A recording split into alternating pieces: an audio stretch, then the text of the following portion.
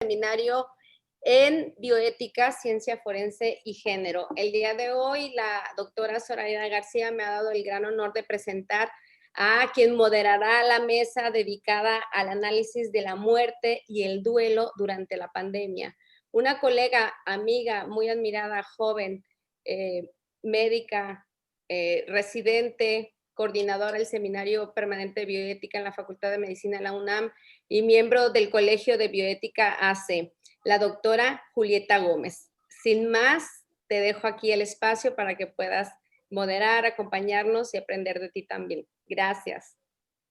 Ay, pues muchísimas gracias, Marichuy, por esta presentación tan bonita, la verdad. Y pues yo, la verdad, muy agradecida de estar por acá con todos ustedes para seguir reflexionando y discutiendo un tema que yo diría a toda aquella gente que quiere verdaderamente discutir, reflexionar sobre dilemas éticos actuales, pues esta es la sesión.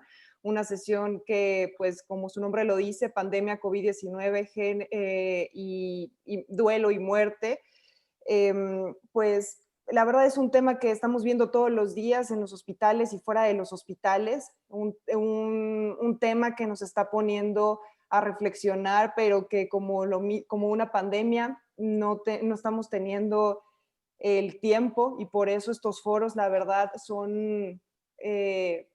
tienen que ser muy aplaudidos, para que es una oportunidad para poder tomar mejores decisiones como sociedad. Lo que yo siempre digo es que, y aprovechando que festejamos hace unos días a la muerte en México, realmente si queremos pensar y actuar diferente como sociedad, tenemos que discutir estos temas. Entonces, pues tenemos la fortuna de tener expertas en el tema, diferentes perspectivas, que yo creo que como es así se deben hacer las mesas en una discusión bioética. Entonces, se las iré presentando. Primero empezaré por la doctora Zoraida García Castillo, que es doctor en Derecho por el Instituto de Investigaciones Jurídicas de la UNAM, obtuvo la licenciatura y maestría en Derecho en la Facultad de Derecho de la UNAM y tiene una especialización en argumentación jurídica por la Universidad de Alicante, España. También es profesora titular de tiempo completo y coordinadora de la licenciatura de Ciencia Forense de la Facultad de Medicina de la UNAM. Es integrante del Sistema Nacional de Investigadores y sus líneas de investigación son el derecho y la ciencia forense y el sistema penal acusatorio desde la argumentación jurídica. También seguiré presentándoles a la maestra Estefanía Vela Barba, directora ejecutiva de Intersecta. Ella estudió en la licenciatura de Derecho en el Instituto Tecnológico Autónomo de México y la maestría también en Derecho en la Universidad de Yale, en donde está desarrollando un doctorado en Derecho. Su investigación doctoral está enfocada en el uso del derecho penal para proteger los derechos de las mujeres en México, dedicada a la investigación, la docencia y el activismo en torno a la igualdad. Su trabajo en concreto está enfocado al derecho a la no discriminación, a las políticas públicas que se requieren para hacerlo efectivo. Actualmente, como les comentaba, es la directora ejecutiva de Intersecta, una organización feminista que se dedica a la investigación y a la promoción de políticas públicas para encontrar esta igualdad. Actualmente también es responsable del área de derechos sexuales y reproductivos del Centro de Investigación y Docencia Económicas. Además, pues se han tenido la fortuna de leer sus artículos, publica en el New York Times en español, en Nexos también, y Letras Libres, el Universal. Entonces, siempre invitándonos a la reflexión. Y termino presentándoles a la doctora Asunción Álvarez del Río. Es licenciada en Psicología por la Universidad Iberoamericana, maestra en Psicología Clínica por la Facultad de Psicología de la UNAM, doctora en Ciencias por la UNAM, y es profesora e investigadora del Departamento de Psiquiatría y Salud Mental de la Facultad de Medicina. Sus líneas de investigación son la muerte en la práctica médica, la eutanasia y la bioética. Ella ha publicado innumerables artículos y también libros, entre ellos La práctica y la ética de la eutanasia, Un adiós en armonía, Una invitación para aceptar la muerte y abrazar la vida, Decisiones médicas sobre el final de la vida en pacientes con enfermedad de Alzheimer.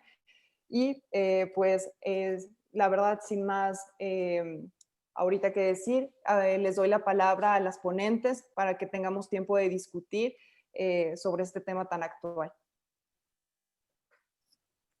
Muchas gracias, Julieta. Empezaré entonces por tomar la palabra yo y y por supuesto agradecer la coordinación con mis compañeras y compañeros que hemos planeado, y en esta ocasión pues estamos celebrando la 5ª mesa de este seminario de bioética, ciencia forense y género que hemos estado celebrando cada año y que en esta ocasión nombramos como pandemia COVID-19, género y violencia. Entonces, bueno, aprovechando que tengo el uso de la voz, le agradezco nuevamente a la doctora María de los Ángeles Cancino de la Facultad de Ciencias, al maestro Francisco Javier Galicia del Instituto de Investigaciones Jurídicas, a la doctora María de Jesús Medina, también del Instituto, y a la doctora Lucía Núñez Rebolledo del CIEG, del Centro de Investigaciones y Estudios de Género. Todas y Javier discutimos en su momento el contenido de estas mesas, los temas que queríamos abordar, y fuimos unánimes en señalar que el tema de la muerte y el duelo tenía que tocarse. Esta discusión la tuvimos hace meses, cuando empezamos a planear nuestro seminario. Y el hecho de que se haya establecido o para que se celebrara hoy no es casual, tiene que ver con el cierre del seminario y también tiene que ver con las fechas en las que estamos. Acaba de pasar, como bien dices, Julieta, las celebraciones del Día de Muertos.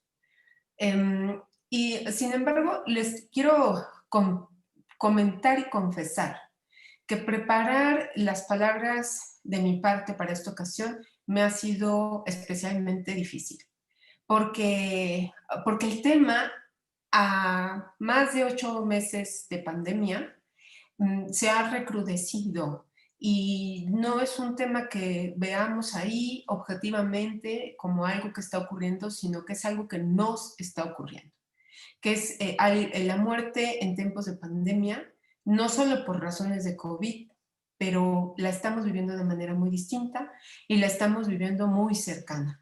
Nuestros seres queridos, nuestros amigos, personas que conocemos han estado muriendo últimamente, y hablar del tema de la muerte y del duelo es algo que nos es muy cercano. Entonces, bueno, aprovecharé que me toca la primera voz en esta mesa, pues para que desde mi perspectiva poder sentar el panorama en el que estamos y después poder dar pie a los comentarios que podrá hacer Estefanía Vela y la doctora Asunción Álvarez del Río desde sus perspectivas, ¿no? Tanto desde el punto de vista de género como desde el punto de vista de la bioética y de una muerte, pues de una muerte aceptada tanto por quien la está viviendo como por su entorno. ¿Qué es en dónde estamos? De acuerdo con las estadísticas que publica el CONACYT y que consulté hoy para tratar de tenerlas lo más frescas posible, bueno, están actualizadas al 4 de noviembre. Y al 4 de noviembre, según el CONACYT, en México tenía registrados 108,636 fallecidos, personas fallecidas. Aunque la Secretaría de Salud hoy publicó que son 93,228. También el CONACYT decía que al 4 de noviembre había 1,094,933 casos de personas enfermas confirmadas, y la Secretaría de Salud hoy publica que son 943,630. También al 4 de noviembre se registraban 45,512 personas contagiadas activas. Ese era el estimado. Y en el mundo, al 2 de noviembre, estábamos en una cifra de 46,8 millones de personas contagiadas y 1,2 millones de personas fallecidas, con un registro de 223,280 nuevos contagios en una jornada. El 2 de noviembre murieron 205 personas. En la mesa de la semana pasada, la doctora Vivet García apuntaba que nos explicaba cómo ella ve la intersección de tres pandemias. Empezó por la pandemia que se declaró en el 2016 de obesidad y diabetes, que fue declarada así por el secretario de Salud de entonces. Y también apuntaba a ella la otra pandemia que se cruza de manera interseccional, que es la de la violencia en todas sus formas, y por supuesto la pandemia de COVID-19. Me pareció muy interesante este planteamiento que hizo Vivet. Y yo apuntaría dos pandemias más que también están actuando de manera interseccional, que es, por un lado, las desapariciones de personas que no ha cesado y que, según en esa misma mesa, se nos informó que durante la pandemia hay un registro de 2.394 personas desaparecidas. Y la otra pandemia es la de las enfermedades mentales, la afectación en materia de salud mental.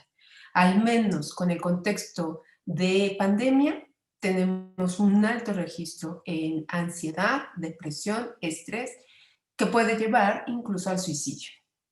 Y aquí, por ejemplo, es importante ver cómo en los estudios que actualmente se están publicando, hoy la Gaceta Médica publicó uno en el que se dice que la epidemia de síndrome respiratorio agudo severo del año 2003 se asoció con un aumento del 30% en el suicidio en las personas de 65 años y más. Y alrededor del 50% de los pacientes recuperados permanecieron ansiosos. El 29% de los trabajadores de la salud experimentaron angustia emocional probable. Entonces, esto evidencia que en un cuadro como en el que nos encontramos actualmente, pues nos podríamos encontrar ante una situación muy parecida. Los supervivientes en ese esquema tuvieron el riesgo de sufrir trastorno por estrés postraumático y depresión. Entonces, en esta coyuntura de intersección de pandemias, pues es en el que estamos. El INEGI, como también nos explicaban en la mesa de la sesión anterior, específicamente Javier Yankelevich, por primera ocasión hizo un registro en este año del reporte de la actividad en panteones. Y que no, a mí no me suena raro, ¿no? Porque en realidad en este año han sucedido cosas muy especiales. Y los panteones que se revisaron, cuya actividad se revisó, fue en las zonas metropolitanas del país durante el primer semestre del año 2020, en donde se registró pues un aumento en las incineraciones respecto del año anterior. Este aumento respecto al año anterior fue de 76.8% más. Y los entierros, las inhumaciones, crecieron en un 20%. El primer caso de coronavirus en México se registró a finales de febrero y para el 30 de junio el país ya acumulaba alrededor de 27,000 defunciones causadas por esta enfermedad. Durante este periodo, el primer semestre de 2020, 109 panteones distribuidos en 41 zonas metropolitanas tuvieron que ampliar su capacidad y fue el Valle de México el que más espacios abrió en 25 cementerios. Algo de lo que hemos llegado a acordar en estas mesas es que todos los problemas preexistentes se recrudecieron y los nuevos vinieron a agravarlos.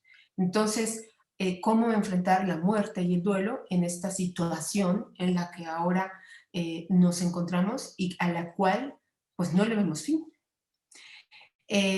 Los efectos de la pandemia se han visto recrudecidos en poblaciones vulnerables o sujetas de vulnerabilidad por razones de pobreza, de marginación, por la condición de ser persona indígena, afrodescendiente, migrante, mujeres, niños, niñas, personas mayores, personas con discapacidades psicosociales, personas privadas de su libertad. Todas estas son desigualdades estructurales que ponen también en una situación de desigualdad ante todas estas pandemias, por llamarles como las estoy refiriendo, que están exacerbando esta situación de desigualdad. Entonces, si nos centramos en la violencia que ha sufrido la mujer, durante todos estos meses se ha hablado sobre cómo esta se ha recrudecido estando la mujer confinada. Pero la verdad es que fuera de casa, la mujer también tiene una posición bastante sensible. Fuera de sus hogares, la mujer asume el mayor contingente de cuidados. Está en el sector de sanidad, en el trabajo doméstico, en el cuidado de los menores y de los adultos y adultas mayores, de personas con discapacidad y el impacto está siendo diferenciado respecto de ellas, ¿no? Se exponen en una gran medida al contagio o al riesgo de contagio. Además, globalmente las mujeres son más pobres que los hombres y están sintiendo más los efectos económicos y de mercado. Incluso la mujer es la que más está en el esquema de economía informal. Entonces, si cruzamos todos estos factores estructurales con las limitantes en el acceso a los servicios de salud y, en general, y también al servicio de salud sexual y reproductiva, pues otro peligro que también ha sido inminente es la posibilidad del aumento de muertes por cuestiones de maternidad y perinatal. Bueno, por otro lado, a ver, ¿qué tenemos en cuanto a registro de violencia contra la mujer que pudiésemos asociar con muerte o con esta situación estresante? Pues lo que podemos encontrar en los registros oficiales, como puede ser el que publica el Secretariado Ejecutivo del Sistema Nacional de Seguridad, es con base en lo que se va registrando de carpetas de investigación abiertas en los 32 estados. Y lo que se registra son los presuntos feminicidios o los presuntos feminicidios u otros delitos que también se asocian con violencia contra la mujer o que se asocian tomando como indicador el sexo de las víctimas. Entonces, por un lado, los registros que se hacen es respecto de las llamadas de emergencia al 911, que básicamente registran violencia contra la mujer, abuso sexual, acoso y hostigamiento sexual, violencia y violencia pareja, para poder hacer esta clasificación de violencia contra la mujer en 194 centros de atención. Y me llamó la atención que en estos registros oficiales que publica el Secretariado Ejecutivo del Sistema Nacional de Seguridad, específicamente temas de violencia contra la mujer, sí se evidencia, sí se admite el recrudecimiento que ha habido de casos de llamadas de emergencia. Absolutamente el repunte en comparación con los años y meses anteriores, o sea, nos podemos ir hasta el año 2016, el repunte mayor se dio entre los meses de marzo, abril y mayo. Y esto pues habría que considerar con todas las limitantes que ya hemos comentado en estas mesas que tienen las mujeres para poder hacer una llamada telefónica del 911 y que ésta sea atendida. Y por otro lado, los registros de feminicidios o de violencia contra la mujer que pudiese registrarse en este CIMI, pues no ha cesado. Lo que nos publica el Secretariado Ejecutivo del Sistema Nacional de Seguridad, pues no es un repunte, pero sí es una constante. O sea, si se compara en relación con lo ocurrido o lo registrado en el año 2019, la pandemia no fue un obstáculo para que este tipo de violencia siguiera ocurriendo. Y en los estados en donde hubo un mayor registro fue, en primer lugar, en primerísimo lugar, el Estado de México, luego el Estado de Veracruz, en tercer lugar la Ciudad de México, después de nosotros Nuevo León, Puebla, Jalisco. Esto es el panorama en el que estamos. Cuando invitamos a la presidenta de la Comisión de Derechos Humanos de la Ciudad de México, Nacheli Ramírez, nos comentaba de este tan interesante estudio que se hizo desde la comisión sobre las infancias encerradas. Y algo que a mí me llamó mucho la atención en cuanto a sondear a este grupo, a ver, los niños, niñas y adolescentes es un grupo de población que desde el punto de vista sanitario se ha pensado que es el que está menos en peligro de contagiarse o que si se contagia es el que menos vulnerabilidad tiene a padecer una enfermedad agravada.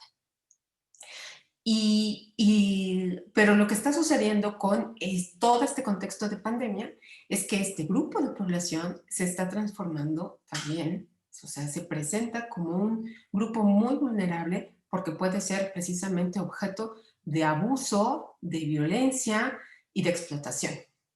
Entre las cosas que más le preocupó a los niños en este estudio que se hizo por parte de la comisión es saber que alguien en su familia muera, que alguien en su familia se enferme, que haya personas de su familia que pierdan el trabajo, que a sus abuelos o abuelas u otras personas mayores tengan que pasar este tiempo solas, que pase mucho tiempo sin que puedan ir a la escuela, que la policía castigue a alguien de su familia por no quedarse en casa, que falte comida, que haya desabasto y que haya personas que sean violentas por no poder salir a la calle. Esas fueron las mayores preocupaciones que se registraron en este estudio.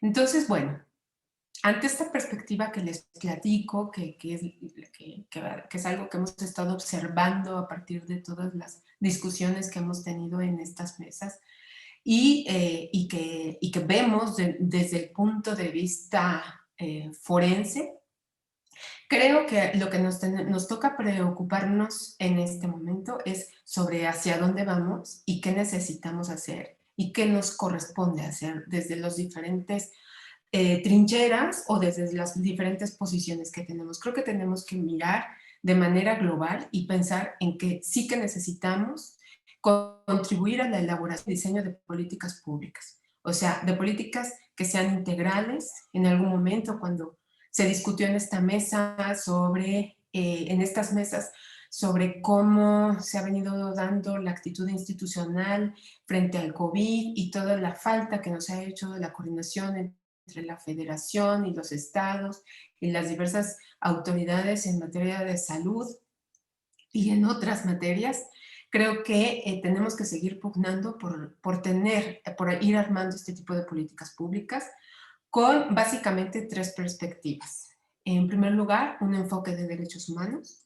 En segundo lugar, un enfoque de perspectiva de género. Y en tercer lugar, un enfoque de interseccionalidad. Y cuando hablo del enfoque de perspectiva de género, es un enfoque que tiene que tener en cuenta el impacto diferencial que tienen las medidas que se adoptan. O sea, si tenemos toda esta gama de diferencias en nuestra sociedad, por ejemplo, estructurales, de diferencias económicas, de acceso a los servicios públicos, no solo de salud, sino de toda naturaleza, y de diversas condiciones de vulnerabilidad, entonces creo que se tiene que pensar en que cada medida que se tome tiene que tener esa especificidad diferencial. Y tome en cuenta las opiniones, las experiencias, las preocupaciones de mujeres y otros grupos sujetos de vulnerabilidad, con miras a que se obtengan beneficios para disminuir estas brechas de desigualdad. Y este enfoque, el tercer enfoque que ya decía yo, que es el enfoque de interseccionalidad, es que se adopten o pugnar porque se adopten medidas diferenciadas con esta intersección de factores que tienen que ver entre la condición de raza, edad, orientación sexual, identidad y expresión de género, discapacidades psicosociales, etcétera, que se ponen en situación de mayor riesgo frente a la violencia y a la discriminación. Pues yo con esto termino para poder dar paso a la intervención tanto de la maestra Estefanía Vela como de la doctora Asunción Álvarez del Río.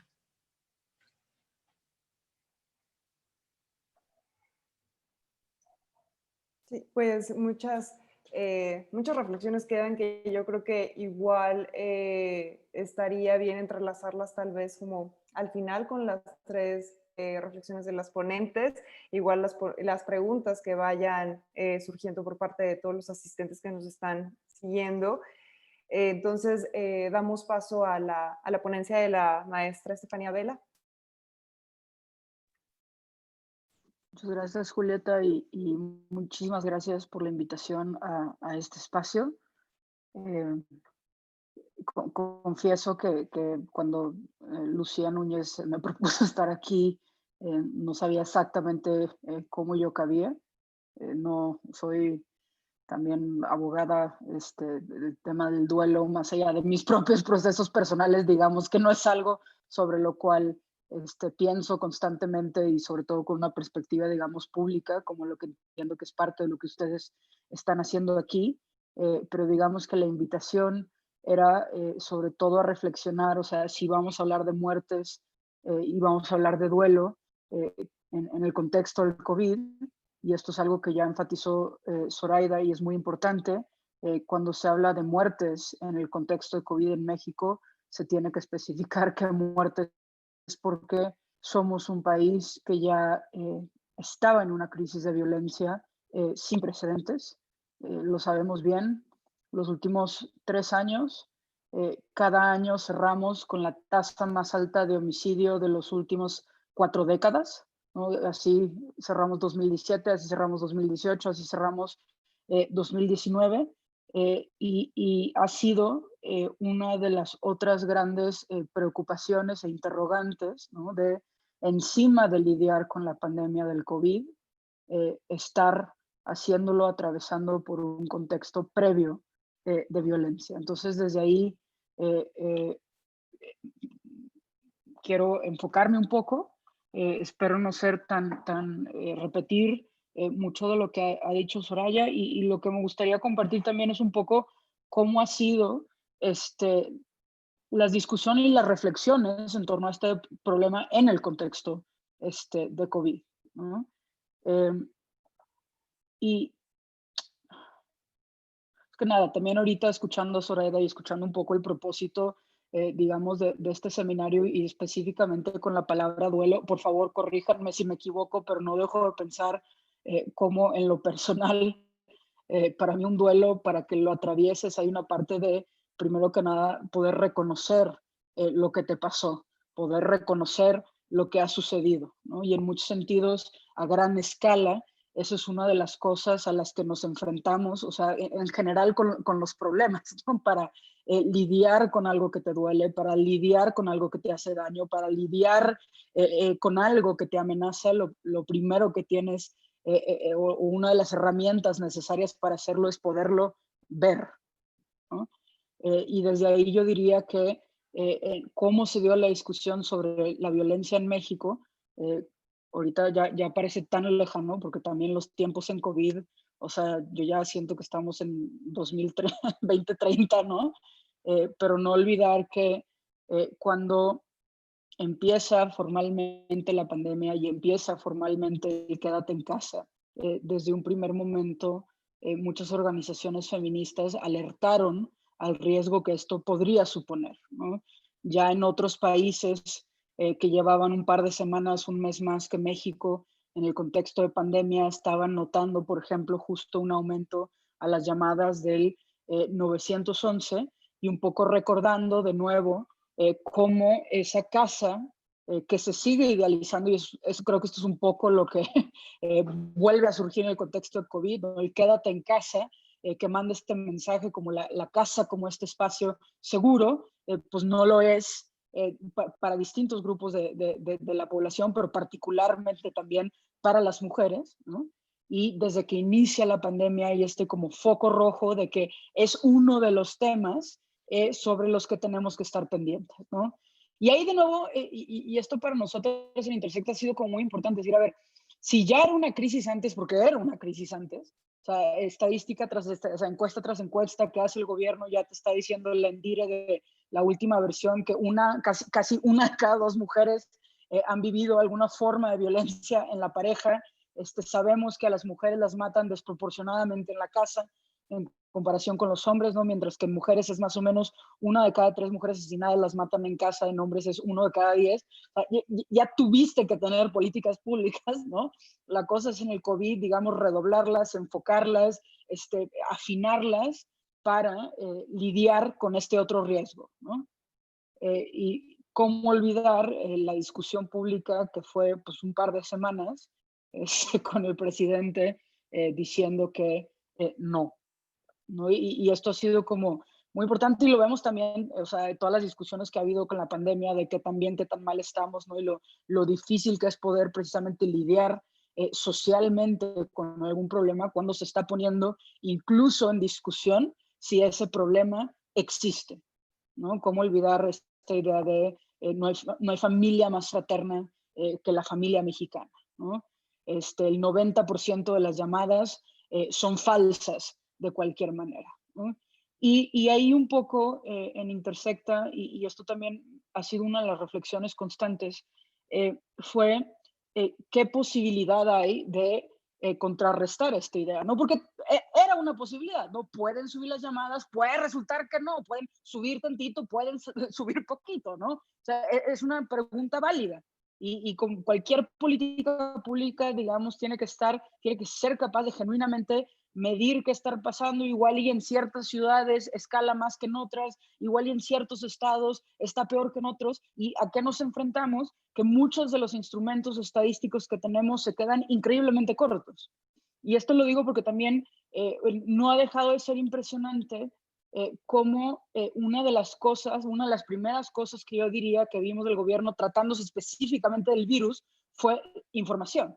Lo importante que es que haya información diaria, que haya información desagregada, que no solo podamos saber personas, sino hombre, mujer, persona indígena, persona no indígena, edad, comorbilidad, estado, en el IMSS, en el ISSSTE, o sea, de repente teníamos acceso en una velocidad rara vez antes vista a una serie de información que se va actualizando cotidianamente y que te permite hacer lo que hemos visto en estos meses, ¿no? Mi ciudad, o sea, incluso a nivel, digamos, de colonias, ¿no? ¿Cuáles son las colonias en semáforo rojo? ¿Cuáles son las colonias en semáforo naranja? ¿Cuáles son las colonias que ya pueden un poco salir con cuidados, ¿no?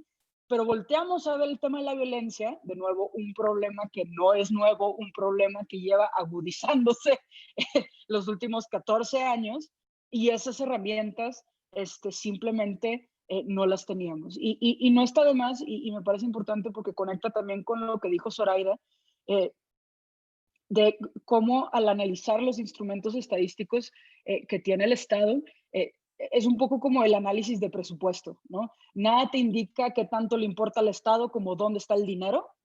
Las estadísticas funcionan un poco igual. Si el Estado no te cuenta, no cuentas, ¿no? Entonces, ¿qué pasa? Primer problema, ¿no? Lo dijo ahorita Zoraida, los instrumentos más rápidos que tenemos, el Secretariado Ejecutivo, son carpetas de investigación. No es incidencia delictiva. Y esta diferencia no es menor porque sabemos, gracias a encuestas como el ENVIPE, que en México, en promedio, varía conforme a los delitos, pero en promedio, 9 de cada 10 delitos no se denuncian, ¿no? Entonces, lo que mes con mes tenemos es simplemente un indicador de cuántos casos están llegando al Estado. Pero claro, al mismo tiempo, y lo acabamos de ver ahora con la salida de Durazo, sí se toman como si fueran indicadores de incidencia y sí se presumen como si fueran indicadores de incidencia, ¿no? Entonces, a nivel de discusión pública, o sea, por un lado ahí está como ansiedad de está pasando, no está pasando, y por otro lado, distintos gobiernos están usando estos indicadores que no indican lo que dicen que indican, ¿no? Y esto es otra vez importante, como en esta lucha, digamos, de narrativas. No es abiertamente, todas las llamadas son falsas, pero es otra manera como de hacernos creer que no está pasando algo que pues está pasando, ¿no? Y esto era increíble considerando también, lo dijo ahorita Zoraida, que muchas organizaciones feministas empezaron a también alertar de que las instituciones de procuración y de impartición de justicia no estaban funcionando como tenían que estar funcionando. De hecho, a las 3 semanas de que se anuncia la pandemia, la organización X Justicia para las Mujeres liberó un informe sobre los tribunales de los estados. Y un poco lo que analizaron fueron sus planes. Ya ven que se suspenden las actividades no esenciales, no se mandatan todas estas medidas para contención y para que no se propague el virus, y pues implicaba cambios para las instituciones. Entonces, lo que hace X Justicia es, vamos a analizar los planes de los tribunales y ver si en sus planes aparecen las mujeres y aparece el pequeño problema de la violencia familiar, que sabemos que puede ser uno de los problemas que se active incluso más en la pandemia. El resultado, creo que con excepción de 3 de 32 tribunales, reprobados todos. O sea, ni por aquí, ni así nada. O sea, ¿qué vas a hacer con pensión alimenticia? Silencio. ¿Qué vas a hacer con órdenes de protección? Silencio. ¿Qué vas a hacer con medidas cautelares? Silencio. ¿Qué vas a hacer en materia familiar? Silencio. ¿Qué vas a hacer con las visitas vigiladas? Silencio. ¿No? Y entonces, sabiendo lo que sabemos, digamos, con las instituciones, los únicos datos que tenemos, ¿no? Se presumen como bajó la incidencia. Es como, ¿no? Y eso, como ya dijeron ahorita, y estoy segura que lo han dicho, o sea, eso es, incluso si quieres ir, a ver si te aceptan, ¿no? Y luego está el problema de salir de tu casa. O sea, el solo hecho de salir de tu maldita casa en un contexto donde esta cifra no me deja de parecer impresionante, con en los últimos datos del INEGI, ¿no? De cada 3 trabajos que se perdieron en México, 2 eran de mujeres. Y de cada 10 trabajos recuperados en México, 7 eran de hombres. Entonces, un contexto de nuevo extraordinario. Eso es uno, ¿no? O sea, ¿qué datos teníamos, ¿no? que nos permitían o no nos permitían saber qué estaba pasando? Lo segundo, que tampoco lo quiero dejar de mencionar, ¿no? Es también, o sea, y esto es importante, o sea, la oportunidad de los datos hasta la fecha. Ya ahorita, por ejemplo, hace un mes salió finalmente la encuesta sobre seguridad pública urbana, la ENSU, que es como el primer destello de qué realmente pasó en estos últimos meses de pandemia.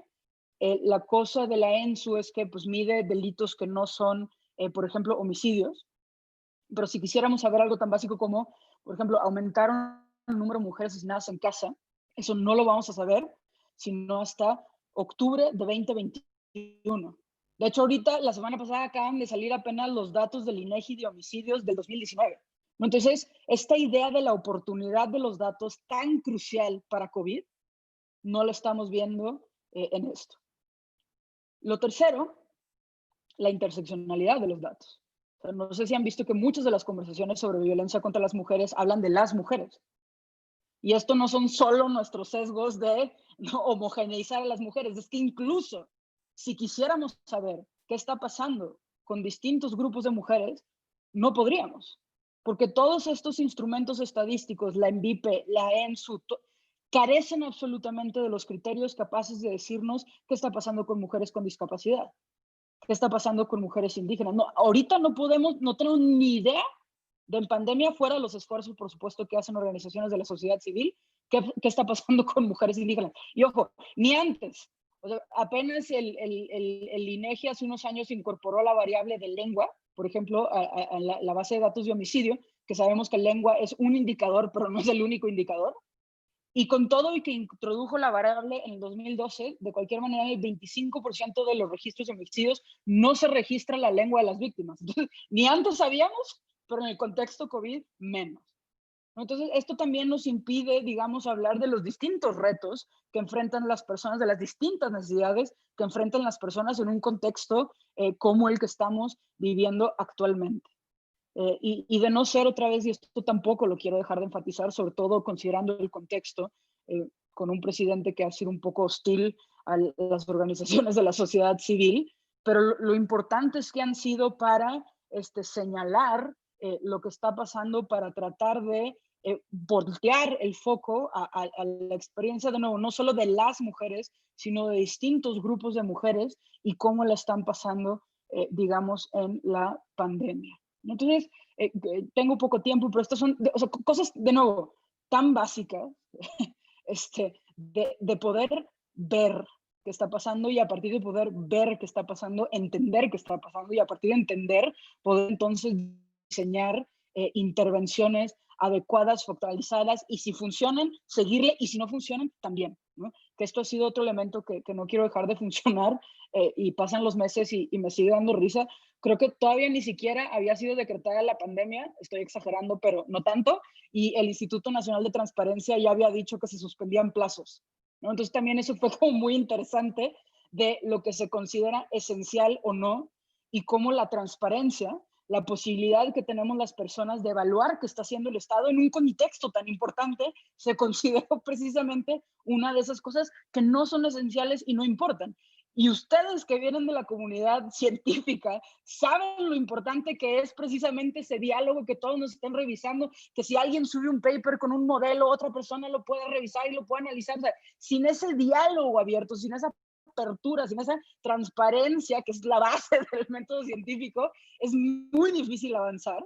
Y tratándose del Estado fue una de las cosas que primero se sacrificaron y que costó tiempo recuperar, y hay muchas instituciones que como quiera tienen un retraso en las solicitudes de transparencia que está increíble. Y esto nos sirve de nuevo para todos, o sea, cómo vamos de presupuesto, cómo vamos de personal, cómo va, no, ustedes saben bien todo esto. Entonces, bueno, nada, son algunos de nuevo como de las reflexiones, puntos específicamente en relación con las violencias en el contexto de COVID, que no dejan de ser relevantes. De nuevo, muchas cosas eran viejas y ese es parte del problema, y se ha dicho hasta el cansancio. El problema del virus nunca fue solamente el virus, es el contexto económico, social, político y jurídico en el que se desarrolla el maldito virus. Y tenemos que atender los dos.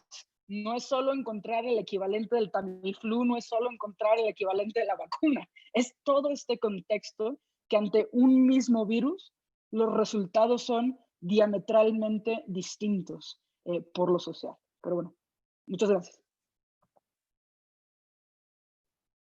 La verdad, con todas estas, la verdad, reflexiones tan provocadoras que nos hace la maestra Estefanía Vela, creo que es lo que dices del problema de la crisis, no solamente es el virus, y claramente, y platicando con distintas personas alrededor o viendo las noticias alrededor del mundo, vemos que estamos ante muchas pandemias, ¿no? Tenemos muchas pandemias y simplemente muchas pandemias en nuestro mismo país, ¿no? O sea, somos un país de contrastes y dependiendo hasta en la misma ciudad hay personas que cómo están viviendo la pandemia, ¿no? Y que yo apoyo, y por eso apoyo este seminario, que no solamente, y lo digo como desde la parte científica y por eso mi interés siempre de estar como en estos foros, sí, hay que abocarnos a encontrar un medicamento, a sacar a los pacientes adelante que tenemos en el hospital y encontrar una vacuna, pero si no arreglamos ese contexto, ¿no? No, realmente no se va a arreglar el problema de fondo, ¿no? Como sociedad tenemos que arreglar esas, lo podemos decir desde problemas, deficiencias que tenemos y que es un reflejo que estamos teniendo muy grave y en nuestra sociedad, ¿no? Hablando desde México también. Entonces vamos a dar pie a la plática de la doctora Asunción Álvarez del Río y para continuar con la discusión.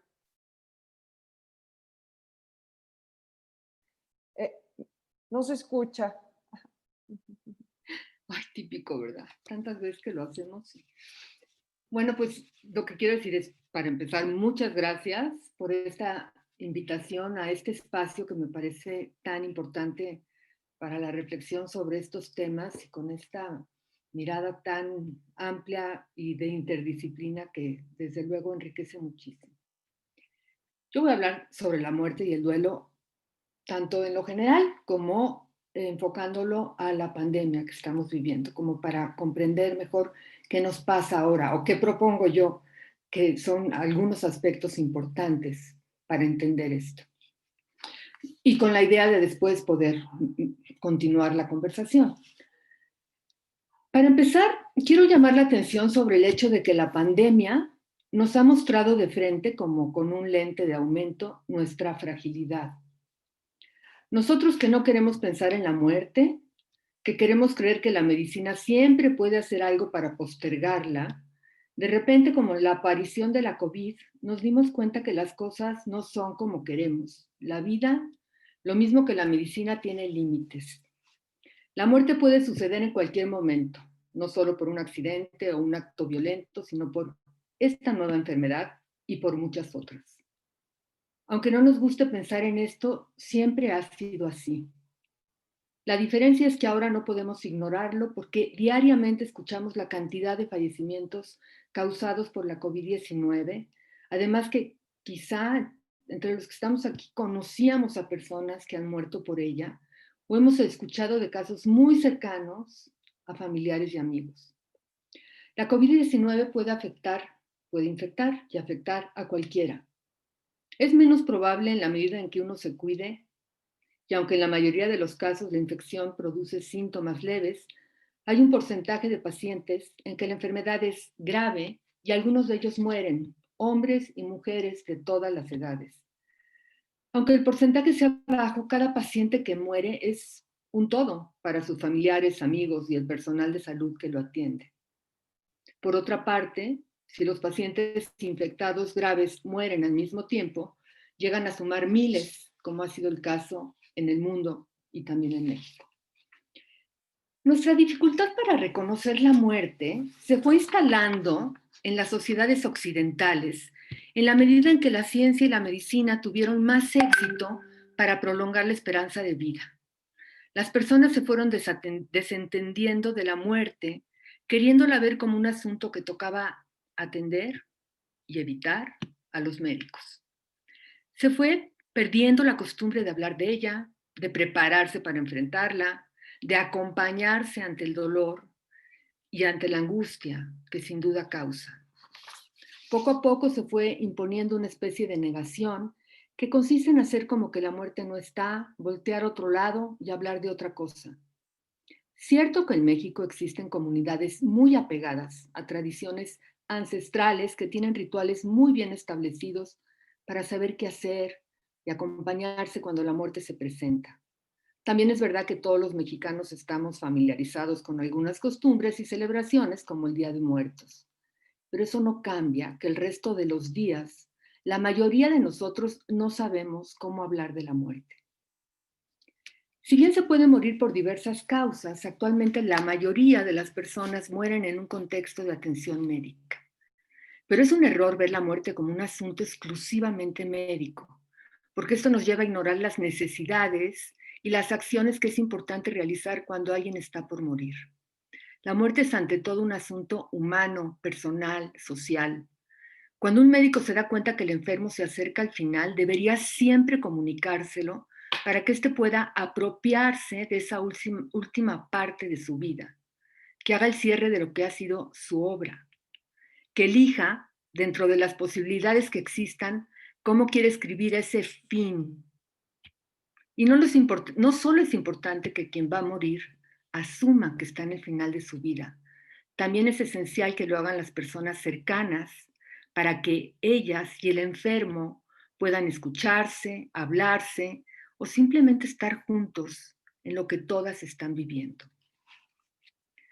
La pandemia nos ha hecho valorar muchas cosas que dábamos por hecho y que perdimos de un día para otro. Entre las cosas que más extrañamos está la convivencia social y la posibilidad de expresar el afecto mediante el contacto físico. También se nos ha hecho evidente la importancia de despedirse del enfermo que está por morir, de que muera acompañado, y el valor de los rituales para homenajearlo e iniciar el duelo por su pérdida tras su muerte, asumiendo que la vida no es la misma con el vacío que esa persona deja.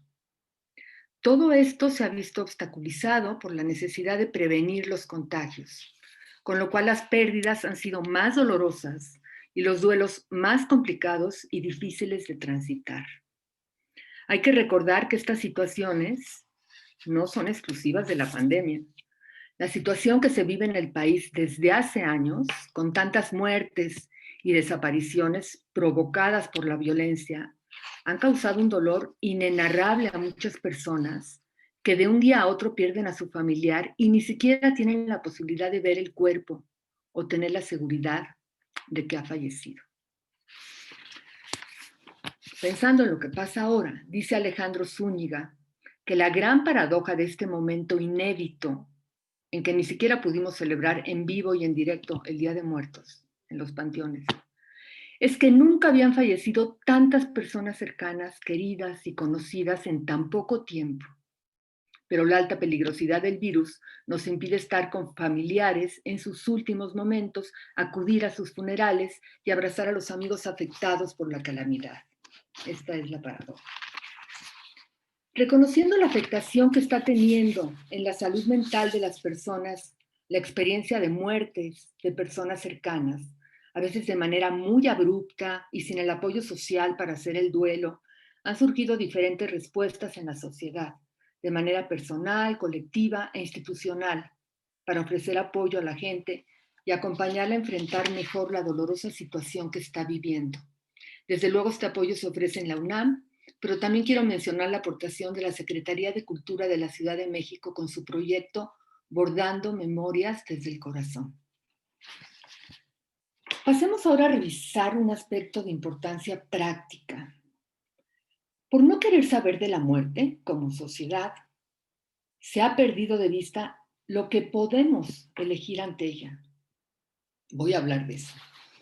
Hay que aclarar que esto de elegir es posible en el contexto de la atención médica. Y por eso las decisiones médicas sobre el final de la vida han sido un tema del que se ha ocupado la bioética desde sus inicios. En la medida en que los avances de la medicina ofrecieron tantas posibilidades para prolongar la vida, nos queda claro que no siempre lo pueden hacer, fue necesario reflexionar y tener elementos para decidir cuándo había que aplicarlos y cuándo no. Distinguir cuándo representan un beneficio para el paciente y cuándo no, considerando desde luego qué quiere la persona a quienes se aplicarían. Si entendemos que llega un momento en que la medicina no va a poder evitar la muerte de un paciente y se corre el riesgo de solo prolongar su agonía, nos queda clara la importancia de orientar bien la atención y enfocarla a buscar el mejor final de vida posible, lo que se ha llamado una muerte digna. Propongo entender una muerte digna como el final de vida, no solo el momento de morir, sino la etapa que la precede, con el menor sufrimiento posible y tomando en cuenta los valores y creencias y lo que quiere el paciente. Que la persona que está cercana a morir decida cómo quiere y cómo no quiere que sea el final de su vida. Por eso es muy importante que médicos, pacientes y familiares conozcan las decisiones que están permitidas. También lo es que todos hablemos oportunamente de lo que queremos. Primero con nosotros mismos, a veces lo más difícil, y después con las personas cercanas. Actualmente hay un consenso ético y legal en la mayoría de los países occidentales, incluido el nuestro, de que se pueden limitar los esfuerzos terapéuticos. Esto es, interrumpir o no iniciar tratamientos, que a juicio del médico no representan un beneficio, aun si como consecuencia de ello el paciente fallece.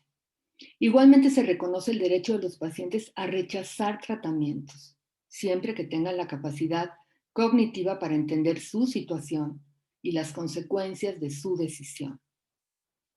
Aún también si como consecuencia del rechazo de tratamientos fallecen. Estas decisiones sirven para buscar esa muerte digna de la que hablé. El rechazo al tratamiento en específico sirve para que el paciente use el rango de libertad que le queda en la situación en que le ha puesto la enfermedad, limitando muchas otras cosas que querría hacer, para que todavía pueda elegir algo, pueda elegir cómo no quiere vivir. A estas decisiones hay que sumar los cuidados paliativos enfocados a aliviar los síntomas físicos y atender las necesidades psicológicas, sociales, espirituales del paciente y su familia. Y el documento de voluntad anticipada, que sirve para extender la autonomía del paciente cuando éste ya no puede expresarla por sí mismo. Además de que así se puede respetar su voluntad, porque se ocupó de escribirla cuando podía, el documento representa un apoyo invaluable para los familiares y médicos, pues pueden basar sus decisiones en lo que el enfermo quería. Muchas organizaciones que defienden el derecho a elegir al final de la vida, que se llaman Right to Die Societies o asociaciones por el derecho a morir con dignidad que hay en todo el mundo, han estado promoviendo la importancia de que las personas piensen, hablen y establezcan cómo querrían ser tratadas en caso de enfermar gravemente de COVID-19. De esta forma se invita a la gente a reconocer su posibilidad de elegir y su responsabilidad sobre el final de su vida. Si no pensamos y conversamos oportunamente, es fácil que suceda lo que a muchos familiares les está pasando. No saben que hubiera querido su paciente y ya no hay forma de preguntarle. Para los familiares es doloroso pensar que el enfermo, después de pasar días en cuidados intensivos, sin mejorar y sin poder decir si quiere que se le prolongue la vida, muera solo y sin poder despedirse. Esto puede evitarse si reflexionamos para responder cada uno una pregunta central. ¿Cómo nos parecería indigno vivir y morir? Finalmente hay que decir que en México, como en muchos otros países, nos falta ampliar nuestras opciones para elegir al final de la vida. Si llegamos a la conclusión de que queremos morir, porque es la única forma de terminar con un sufrimiento o una vida que a nosotros, no a los demás, nos parece indigna, deberíamos contar con la muerte médicamente asistida para que un médico nos pueda ayudar a morir en paz y sin dolor, acompañados por quienes deseemos. Y hay un tema más que me parece necesario abordar y que, bueno, de alguna forma creo que ya hemos estado hablando, se ha estado hablando de esto. La pandemia también ha hecho evidente la inequidad que prevalece en el país. Todos padecemos la pandemia y todos podemos morir, pero esto no es igual para todos. Muchos mexicanos no pueden seguir las recomendaciones de aislarse y cuidarse porque no pueden dejar de salir a la calle a ganar lo que necesitan para vivir, porque viven en hacinamiento y porque no tienen agua, todo lo cual es consecuencia de muchos años de enorme pobreza y malas políticas de vivienda. Las personas más afectadas por el COVID son las que tienen comorbilidades porque no han tenido acceso a una atención de salud adecuada ni han podido seguir una alimentación más sana. Y cuando enferman, no todas reciben una buena atención. A esto se suma la desconfianza de la gente que prefiere quedarse en su casa por miedo a ir a un hospital, de manera que cuando llegan es demasiado tarde. Nos hemos confrontado con la enorme disparidad de un sistema de salud que cuenta con institutos de excelencia, pero también con hospitales que no tienen el equipo básico, ni material, ni humano, para atender a sus pacientes, además de saber que hay poblaciones sin acceso cercano a un centro de salud. Existe además la condición en que viven tantas mujeres a quienes se les ha multiplicado las responsabilidades y tienen que cumplir con su trabajo, hacer de educadoras, realizar solas o casi el trabajo doméstico, encargarse del cuidado de otras personas enfermas o mayores, a lo que en muchos casos hay que añadir tener que hacerlo en un ambiente de violencia. Enfrentan una situación terriblemente injusta que hace más difícil enfrentar la enfermedad, la muerte y el duelo. Para consultar al respecto menciono el trabajo que Gire y Animal Político han hecho para documentar el impacto de la pandemia en la desigualdad de género, con estadísticas e historias, así como el artículo recién publicado en Nexos de Carla Centelles y Julieta Gómez, que nos modera, que se llama Enfermeras, Doctoras, Madres y Maestras. Hay muchísimo por hacer para mejorar estas condiciones, porque además sabemos que quienes ahora ya están en desventaja lo estarán más tras la pandemia. Para concluir y esperando el diálogo con ustedes, quiero citar a la escritora Rebecca Solnit, quien en su artículo Lo imposible ha sucedido, recientemente publicado en El País, dice: cuando se produce una catástrofe, la proximidad de la muerte genera nueva vida, una vida más urgente, menos preocupada por las pequeñas cosas y más comprometida con las grandes, más implicada, por ejemplo, en la organización social y la contribución al bien común. Hasta aquí la cita y espero que así sea también en nuestro caso. Muchas gracias. Pues gracias por esa, igual continuamos como con esa conversación, con esa reflexión de un tema que es muy complicado, la verdad. Yo creo que igual tengo la fortuna de conocer a Asunción desde que era estudiante de medicina y la verdad juntas dijimos, pues no, nunca creo que es lo suficientemente maduro para entender la muerte. Yo por lo que hago a diario, que estoy viendo pacientes oncológicos y también pues pacientes con COVID, porque pues no dejan de llegar, te enfrentas a la muerte y pues nunca, o sea, la verdad tarde para estar reflexionando sobre estos temas, pero como bien lo decía Asunción, la muerte no es un tema puramente científico, pero desafortunadamente lo vemos así.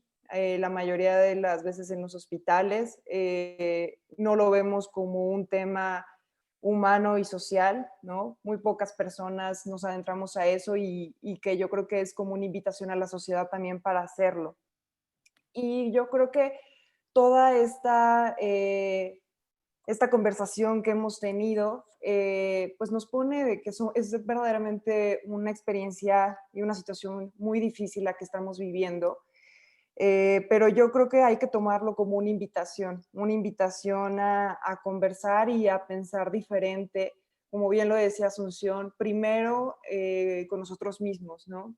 Una cuestión de que pues ya se demostró nuestra fragilidad y pues cómo queremos morir, ¿no? Y qué no queremos. Una pregunta que incomoda mucho, pero que es necesaria plantearla primero con uno mismo y posteriormente con los seres allegados, ¿no? Sean familiares o amigos. Yo en mi caso me han servido mucho este tipo de reflexiones desde inicios de la carrera porque afortunadamente cuando pude atender pacientes con COVID, pues podría preguntarles eso, ¿no? Y como bien lo decía Asunción y Zoraida, una de las cosas más complicadas que estamos viendo es una parte del duelo muy diferente. No, los pacientes no se pueden despedir de sus familiares, ¿no? Llegan al hospital y pues por las mismas medidas de salud pública, pues es a través de una comunicación vía telefónica. Entonces, pues ese es un un duelo diferente, pero que yo creo que ahí lo vamos a estar viendo después, porque ahorita pues solamente estamos viendo un espectro de lo que pasa en el presente, pero sabemos que un duelo lleva tiempo, ¿no? Entonces, pues no se pueden despedir y pues de ahí la importancia también de hablar con todas esas personas. Y pues otra de las cosas que creo que hay que tomar en cuenta es que, como bien decía Estefanía, hay que poder ver cuál es el problema, pero para poder ver cuál es el problema en todo este contexto, hay que hacer pausas, ¿no? No estábamos acostumbrados a hacer pausas como sociedad, entonces hay que hacer esa pausa para poder evidenciar el problema, poder entenderlo. ¿Cómo vamos a entender? Los problemas que estamos enfrentando actualmente como sociedad son muy complejos y de ahí la necesidad de tener estas discusiones bioéticas, ¿no? Porque un problema tan complejo solamente se va a resolver con una discusión como la que estamos teniendo, una discusión y un trabajo multidisciplinario. Estefanía habló mucho de esta investigación que se está teniendo. Estamos teniendo datos, pero no estamos cómo se están usando esos datos, ¿no? Y de ahí que hagamos una investigación también multidisciplinaria y para diseñar acciones, como bien decía Estefanía, para tener mejores políticas públicas. Entonces, pues vamos a seguir conversando nada más. Creo que ya llegaron algunas preguntas y algunos comentarios por parte de los asistentes. Comenta Isaac Serrano, dice, ¿no creen que es curioso que aún cuando todos sabemos que estamos en una pandemia, al borde del contagio y posteriormente la posibilidad de la muerte, no vivimos y actuamos como si nunca más volviésemos a despertar y poder ver a los nuestros?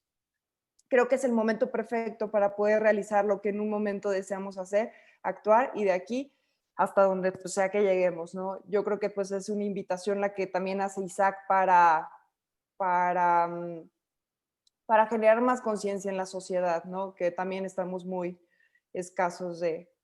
Eh, Dice, otra de las asistentes, ¿qué tan respetado es en México la voluntad anticipada y las decisiones sobre el bien morir? Y bueno, acá comentan, no tenemos leyes que nos respalden y aquí yo creo que pues, la más indicada para responder esa pregunta es Asunción. Gracias. Bueno, ¿qué tan respetada es la voluntad anticipada? Pues me acaban de, me acaban de contar del caso de alguien que en donde justamente tenía su voluntad muy bien hecha, no se le respetó.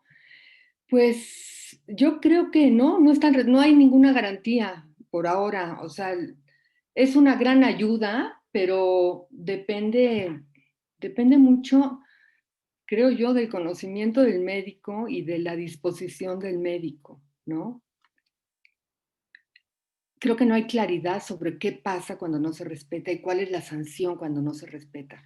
Creo que hay en el origen de la voluntad anticipada un problema, porque ha sido una ley que surgió como un gran avance para respetar derechos de las personas, sin embargo con varios problemas, porque había una confusión entre lo que se quería hacer. Parecía más bien que lo que se quería era respaldar el derecho de pacientes a rechazar cuando estaban conscientes. Ya eso se llamó voluntad anticipada. Luego la voluntad anticipada se amplió a lo que realmente es, hacer algo para cuando yo no pueda expresarlo en un futuro. Yo creo que no hay claridad, porque además la voluntad anticipada se refiere a decisiones, que es la otra parte de la pregunta, que supuestamente son legales, es lo que yo decía en mi presentación, pero que no hay claridad tampoco de si son legales. O sea, ¿qué se supone que es legal en México?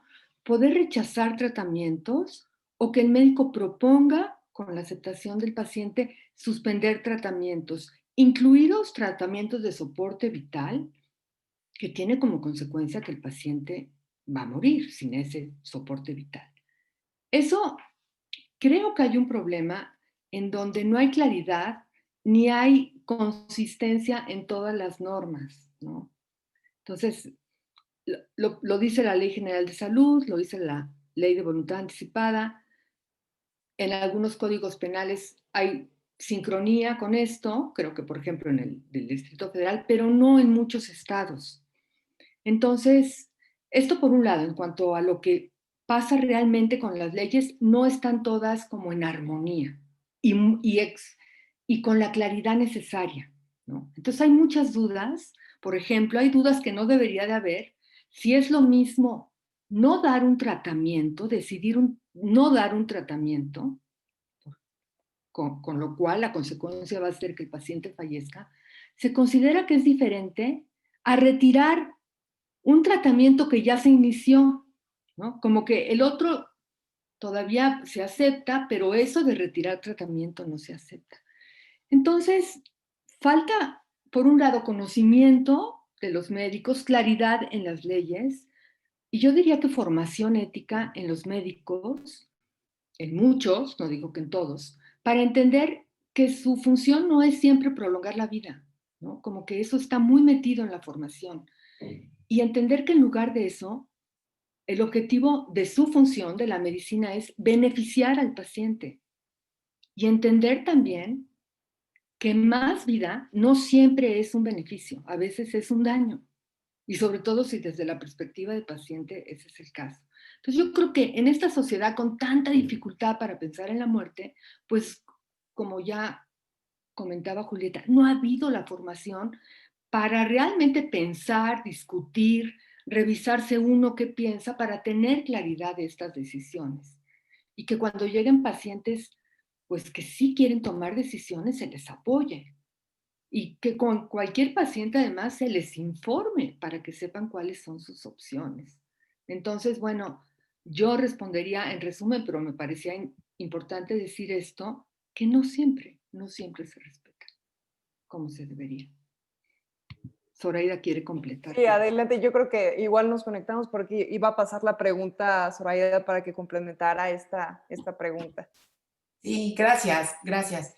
Yo estoy totalmente de acuerdo con lo que dice Asunción, pero creo que también hay otro factor que hay que tener en cuenta, que es la actitud de la familia. Y la actitud de la familia es un espejo de la actitud social. O sea,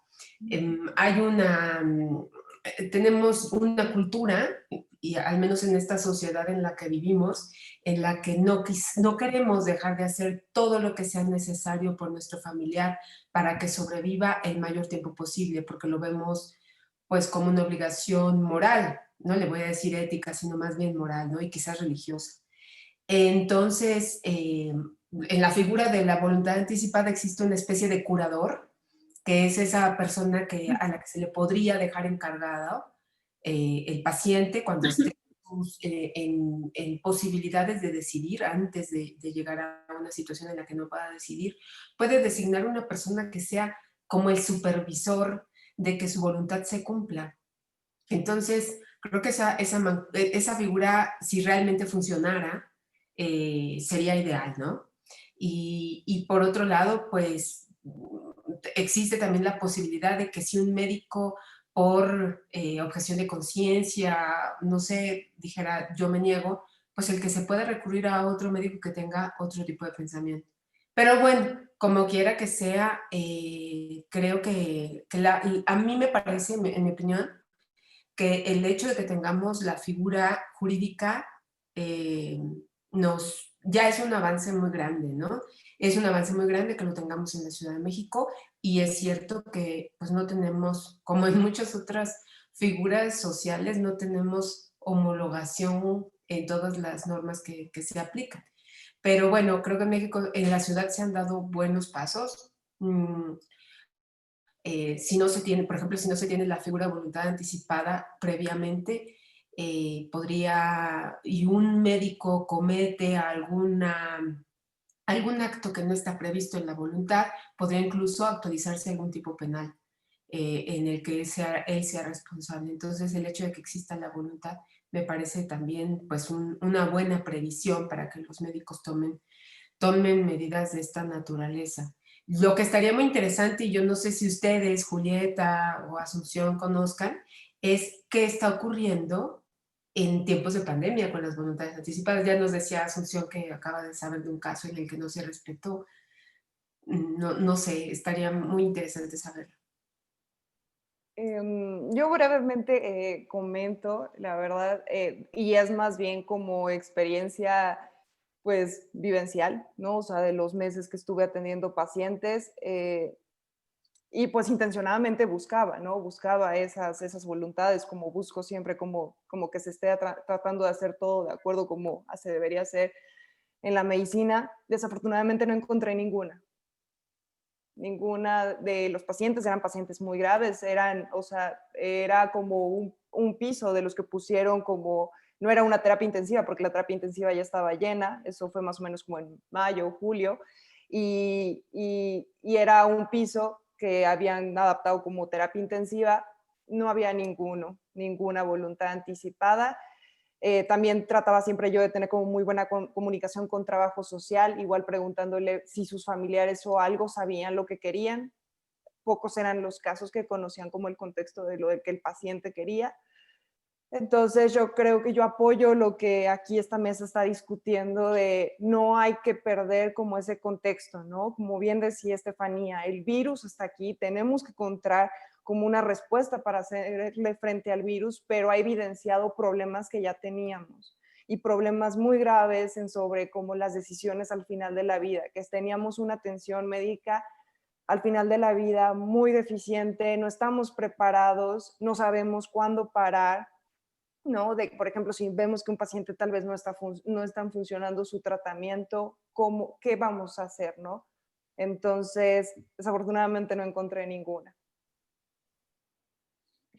Yo tampoco sé, la verdad, no sé qué está pasando. Sé que es un tema que yo comentaba, ¿no? A nivel de lo que se comenta en estas sociedades que se preocupan, bueno, que están hablando de eso, porque están pensando de eso y por eso se reúnen, digamos que no representan a toda la población, pues hay una gran preocupación, porque por ahí un poco respondiendo a la pregunta, ¿no? O al comentario que decía uno, bueno, sí, nadie está preparado para la muerte. No, y menos si nunca pensamos a lo largo de la vida. Pero si pensamos y nos creemos que va a llegar un momento en que nos vamos a morir y que eso no lo podemos cambiar, pero que sí podemos influir en cómo morir, en cómo acompañar a otros y le damos valor al final de la vida, que no es lo mismo morir muy mal y terminar la vida con un sufrimiento innecesario y en condiciones totalmente aislados, no es lo mismo que morir apropiándose uno del final y diciendo, yo no quiero esto, con todo el conocimiento, porque sé que no me sirve, ¿no? Y no aceptar tratamientos solo basados en los deseos, que yo cuando Zoraida decía eso, sí, estoy totalmente de acuerdo. La familia quiere que pase algo y hace la ecuación de que tratamiento va a hacer que pase eso. Es totalmente falso. Si el tratamiento hay elementos para pensar que va a servir bien, pero dar tratamiento solo porque yo quiero tanto que se cure es un error en la mayoría de los casos Y en lugar de abonar a esa muerte en donde yo decía antes, no es un asunto médico, solo hay un aspecto de asunto médico, porque está la atención médica, pero es mucho más allá que eso, es un asunto humano, social, hay que darle lugar a todo esto. Entonces, claro que en esta sociedad negadora, que siempre nos parece mal momento para hablar de la muerte, que cuando alguien dice, no, oye, yo te quiero decir, yo qué quiero cuando, no, a ti no te va a pasar, no, no lo digas, no, hay que encontrar momentos porque sí tiene mucho sentido eh, responsabilizarnos para que el final de nuestra vida sea mejor. O sea, sí vale la pena.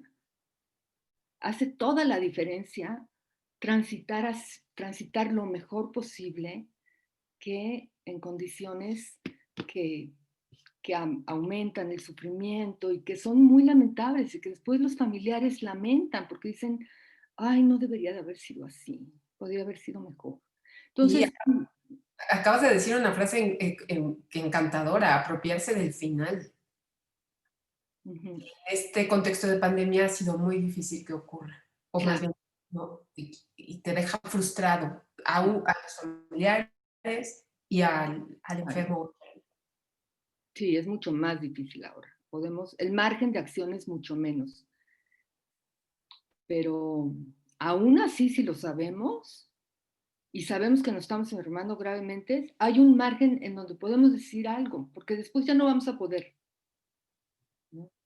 Es asumir, a diferencia de lo que hace esta sociedad, lo que aprendimos a hacer, voltear a otro lado y desear, y decir, ay, no, yo no quiero que pase. Y creo que con eso es suficiente. No. Yo quisiera ahí hacer una pregunta que tiene que ver autonomía individual versus autonomía de lo que ya, bueno, se criticaba el inicio por ustedes del quédate en casa, que parecía la familia, la casa es el lugar más seguro, pero hasta en estas decisiones parece que no es el lugar más seguro para resguardar tu autonomía. Y desde ahí tenemos mal, es un progreso que haya leyes de voluntades anticipadas, pero van para atrás de lo que dice la Ley General de Salud, que también la Ley General de Salud nos mete en complicación porque la autonomía individual al final la deja como la autonomía cuando no eres consciente de expresar eso y aunque lo hayas sido, queda desechada porque prevalece esta autonomía de comuna familiar, que ni siquiera podría ser autonomía, vaya, pero esta comuna familiar donde incluso entre los familiares puede haber diferencias entre no, yo sí respeto, yo no respeto, pero justo el artículo 166 de la Ley General de Salud impone sanciones al profesional de salud que pues deje de proporcionar tratamientos o cuidados sin el consentimiento del paciente. Entonces esto es problemático. Y dice más adelante, pero también de los familiares, y yo creo que está cuando se refiere a no tienen estados de conciencia. Entonces, realmente estas leyes así no ayudan, se vuelven en letra muerta. Otra situación que hemos criticado mucho de las voluntades anticipadas es ese requerimiento de ir a un notario. Entonces, no sé, Julieta, si tenga algo que ver que nadie tenga una voluntad anticipada porque a lo mejor no tiene ni siquiera un testamento patrimonial, porque no han ido al notario por estas situaciones. Es decir, cuestiones de acceso jugarán un rol en que no exista esa voluntad y porque esa voluntad tiene que ser pues un gasto que tiene que sufragar otra vez para empoderarnos de nuestra calidad al final de la vida, de nuestra autonomía, la última del existir, ¿no? Entonces, no sé si hay algo por ahí. Sí, yo creo que coincido contigo, Marichu, y yo creo que es asociado a esta desigualdad. Una, la desigualdad de acceso a la información, ¿no? De saber que existe. Creo que el hecho de saber que existe es, es, es un privilegio, ¿no? Porque te des oportunidad de decidir.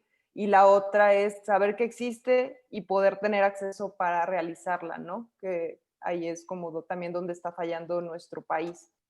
Entonces, y algo nada más complementando como para cerrar esta pregunta, también tengo como la otra perspectiva de cuando una persona reflexiona más sobre su muerte, mejor o decisión va a tener o ya tiene más claro ese escenario, ¿no? De cómo le gustaría morir.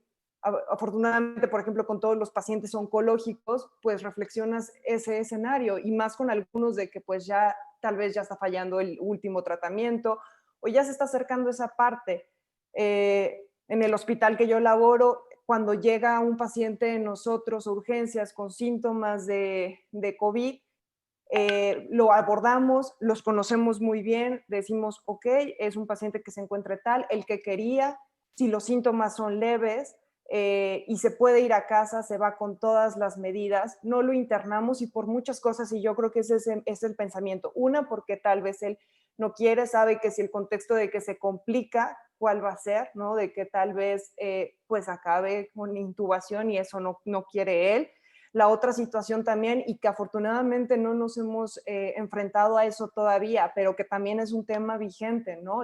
El uso y el buen uso de recursos médicos, ¿no? Si es un paciente, ¿qué tanto va a beneficiarse o no de esos recursos? Entonces, pero afortunadamente son pacientes que por el mismo hecho de que ya son frágiles, se plantean ese escenario.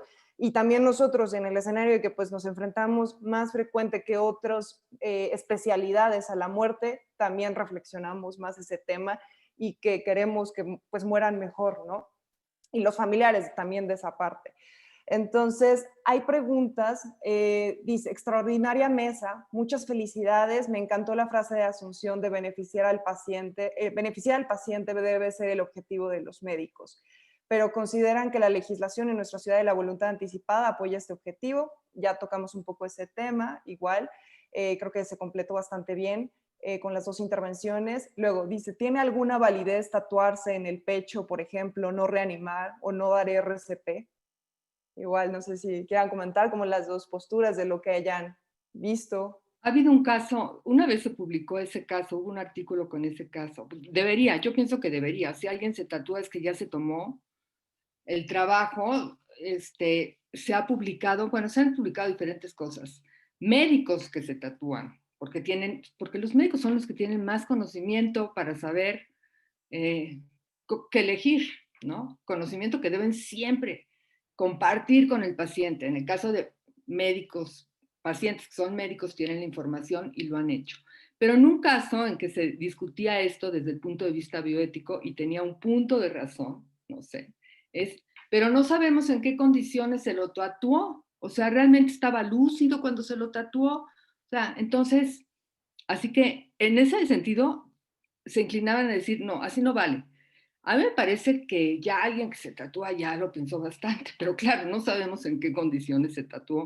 Entonces yo creo que lo mejor pues, es recurrir a la voluntad anticipada. Y yo quería añadir algo, no es solo hacer un documento voluntad anticipada, es conversar eso y socializarlo con todos los que estarían ahí, porque entonces ya nadie está descubriendo nada nuevo. Toda la familia ya sabía, si se lo pasaba diciendo, si ya lo habían hablado, ya les había dicho, por favor, me tienen que ayudar con esto, yo no voy a poder expresarlo. Entonces, el otro elemento importante es eso, hay que socializarlo, que no, para nadie sea sorpresa lo que se está pidiendo en un documento, ¿no? Bueno, yo diría eso, pero es una pregunta interesante y... Perdón que te pregunte si ese crees que sea una objeción ética válida, Asun, porque qué condiciones se tatuó, como que me parece que perpetúa estigma a quienes nos tatuamos. No, bueno, lo que es muy importante cuando pides un rechazo a tratamiento es que sea un rechazo informado, que tengas todo el conocimiento de lo que implica. Y con un tatuaje no sabes, no tienes toda esa información, ¿no? Se refiere a eso, ¿no? Cada quien se puede tatuar lo que quiera. Aquí nada más es por el hecho de que se refiere a un rechazo a tratamiento, ¿no? Ok, no sé si alguna de las otras dos ponentes les gustaría comentar algo agregado a esta pregunta.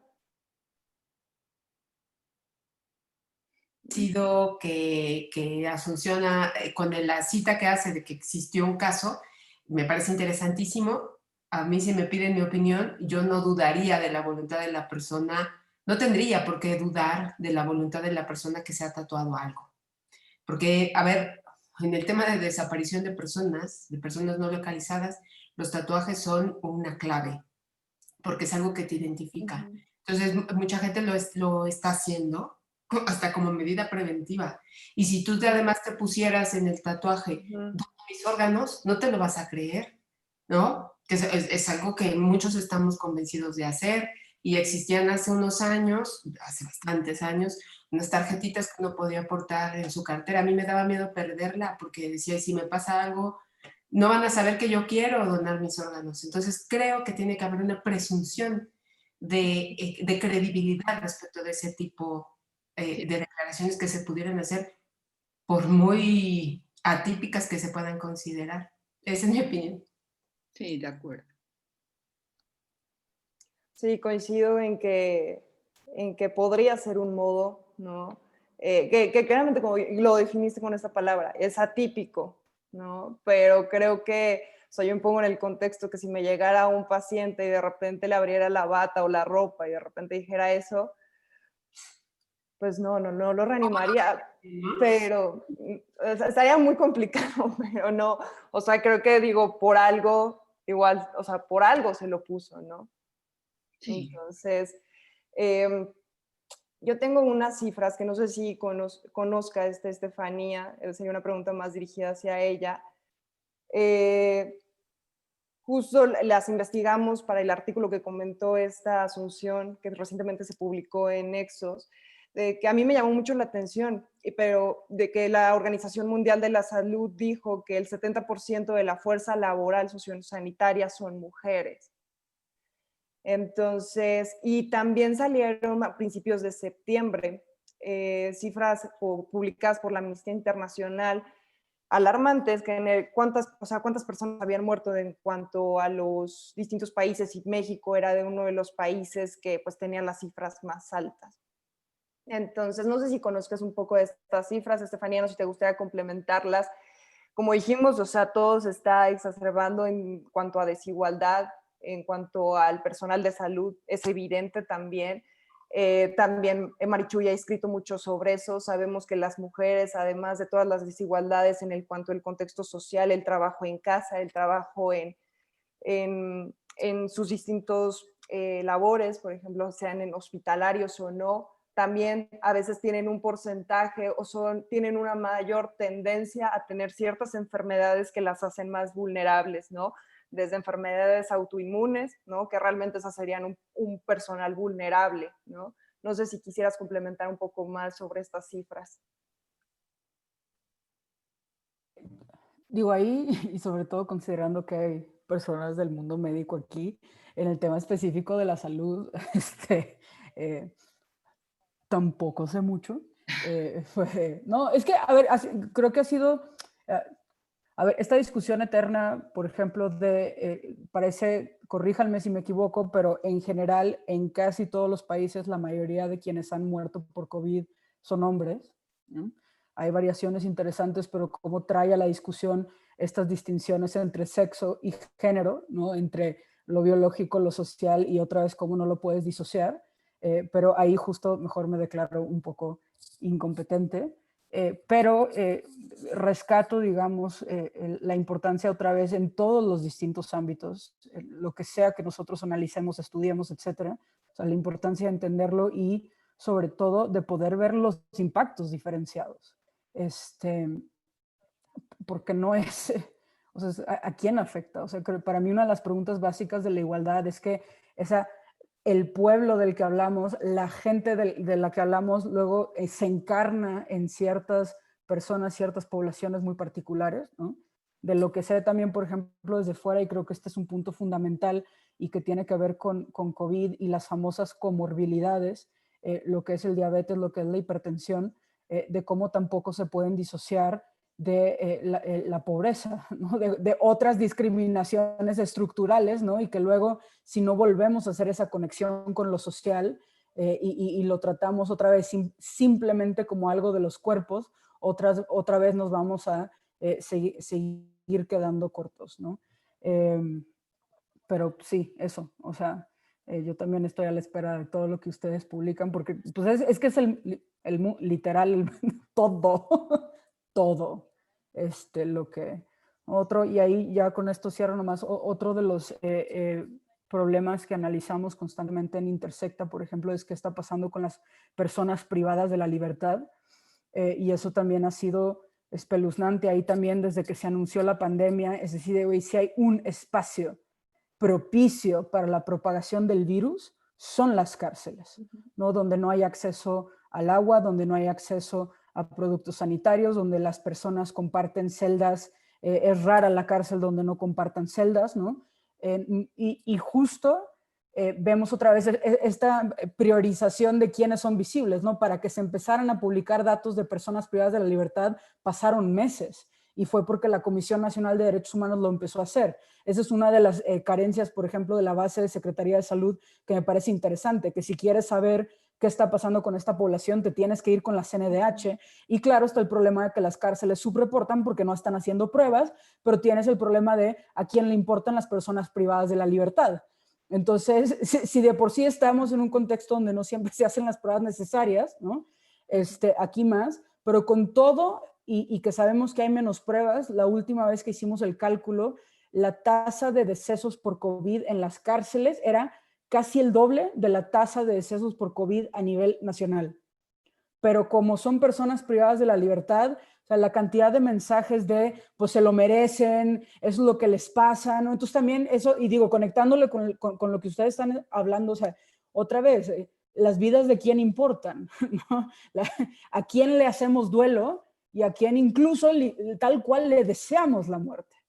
Entonces, eso no me deja de parecer, bueno, nada, gracias. No, la verdad, o sea, justo iba encaminado como a esa pregunta, y es lo rico de tener estas discusiones, porque digo, vengo como desde el punto de vista médico, pero me encanta el punto de vista que tienes, porque justo lo hilas con otra discusión y con un punto que también es muy vulnerable, que son estas personas, ¿no? Y datos alarmantes que nos compartes. Y hay una pregunta que hace Marichuy. Es una pregunta muy provocadora para las tres y que yo creo que va a estar muy interesante. ¿Qué reflexión les merece de las médicas y enfermeras que cometieron suicidio derivado del enfrentamiento de la enfermedad de COVID-19? ¿Una manera violenta de morir? Y si quieren empezamos como por el orden que tuvimos por las ponencias, Zoraida, Estefanía y Asunción. Entonces, no se escucha. Ajá. Disculpen, también me sucede seguido. Me quedé pensando en la pregunta con la que cierra Marichuy, que dice, es una manera violenta de morir. Sí, definitivamente me parece que el suicidio tiene como características que es una manera violenta de morir. Por supuesto, que ocurra en médicas y enfermeras que se están enfrentando al tema de COVID, quizás no me extraña porque, a ver, las mujeres en época de pandemia, las mujeres trabajadoras en general, nos hemos estado enfrentando a tareas múltiples que ya teníamos, pero que están exacerbadas. Se sumó la tarea de ser cuidadoras, de ayudar asistir a los chicos que están tomando clase, de limpiar la casa, de preocuparse por la salud de todos en casa y de la familia, pero las médicas y enfermeras además están saliendo, o sea, no han podido ellas hacer confinamiento y tienen que estar entrando y saliendo. Yo no solo me quedaría en las médicas y enfermeras, también el personal de salud en general, ¿no? Incluso el administrativo, tiene que estar ahí. Y sus niños y niñas, ¿quién los cuida? Y las personas mayores y las personas con discapacidad, con algún tipo de discapacidad, es una vida muy complicada. Y me parece que el hecho de que además estén en el frente atendiendo el tema de COVID que tanto miedo nos ha infundido, y con razón, no me extraña que esto ocurra. Entonces, si de por sí todas estas condiciones de vulnerabilidad están ahí presentes, creo que el hecho de que sean mujeres personal de salud acentúa esa crisis. Entonces, me parece muy explicable. Ahora, en una sociedad como la nuestra, porque no sucedió en todo el mundo, y no en la medida en que sucedió en sociedades como la nuestra, en la que fueron objetos de agresión, ¿no? Las que estuvieron siendo no solo discriminadas, sino agredidas, me parece que es todavía peor. Entonces, la situación en la que han estado y siguen estando, y sobre todo con este recrudecimiento de los índices de contagio, no me extraña. Ese es mi punto de vista. Okay. Asunción, yo creo que igual, la verdad, vas a complementar bastante bien esta reflexión que nos compartió Zoraida, y más que nada porque has reflexionado el tema del suicidio, o sea, manejas esos temas, pero te has adentrado más en los últimos meses, ¿no? Un tema muy complejo, pero volvemos a lo mismo, es un tema vigente y que está siendo más vigente con la pandemia.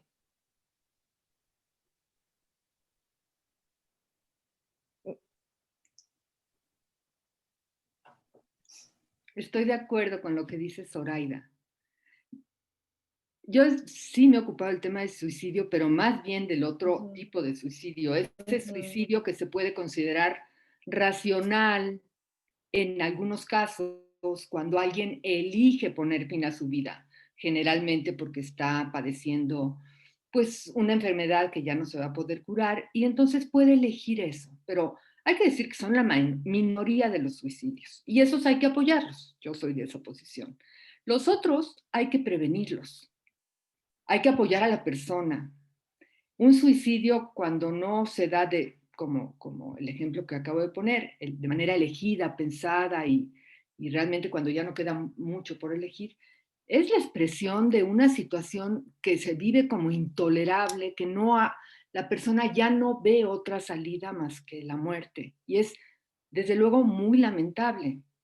Pero se ha reconocido que esta pandemia, como ya lo decía Zoraida también, está causando mucha afectación mental. Y dentro de lo que puede causar por esto es el suicidio, ¿no? Entonces, yo diría, eso es muy lamentable. Por eso han surgido respuestas, pero quizá no llegan todas las respuestas, ni todas las personas saben que tienen que poder acudir a un lugar a pedir ayuda, a poder hablar de lo que les está pasando.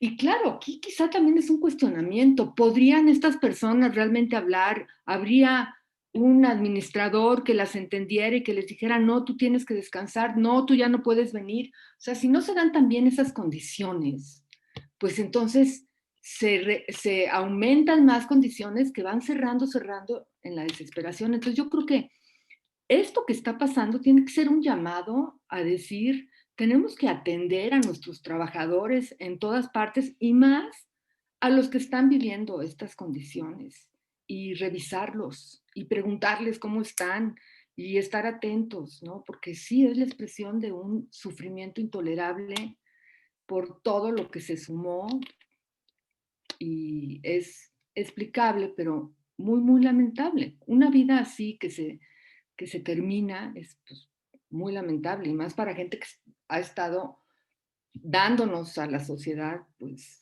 sus servicios, ¿no? Entonces, bueno, pues creo que es eso. Sí, y creo que complementando, que lo han investigado la doctora Medina Mora, ¿no? De que en general todos los trastornos mentales tienen una prevalencia más alta en mujeres, ¿no? Hablando desde depresión y ansiedad.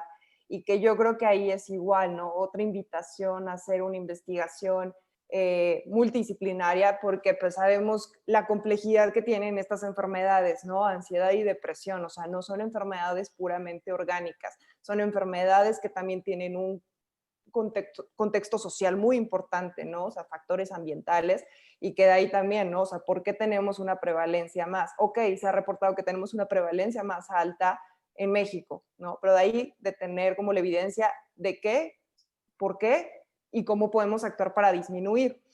A mí otro dato que me llamó mucho la atención y que lo comparto aquí es que un estudio que se hizo en Wuhan, en China, vio que alrededor de 70% de las mujeres y personal de salud que estaba atendiendo pacientes con COVID tenía problemas graves de depresión y ansiedad, ¿no? O sea, un porcentaje que es alarmante y que volvemos a lo mismo, está evidenciando problemas que ya teníamos y que, o sea, tenemos y que van a quedar más graves, ¿no? Entonces, no sé si alguien más quiera comentar algo. Marichuy, ¿quieres comentar algo? No, nada, ok. No, Y, Estefanía, creo que Estefanía ¿no? ajá, no, que creo que igual aquí quedamos con esta parte de la pregunta de lo del suicidio. Y yo creo que a mí me gustaría comentar algo en relación a, dijeron, todo es una cadena, ¿no? Una cadena de desigualdad. Comentaban tanto Zoraida como Asunción la cuestión de la alimentación, y también encontré un dato que la verdad es alarmante, ¿no? O sea, ya lo sabíamos, pero lo publicó recientemente la Organización de la Alimentación y de Agricultura, la FAO, de que México de por sí ya tenía una inseguridad alimentaria importante, ¿no? O sea, sabemos que es el origen de muchas cosas, el origen de muchas enfermedades.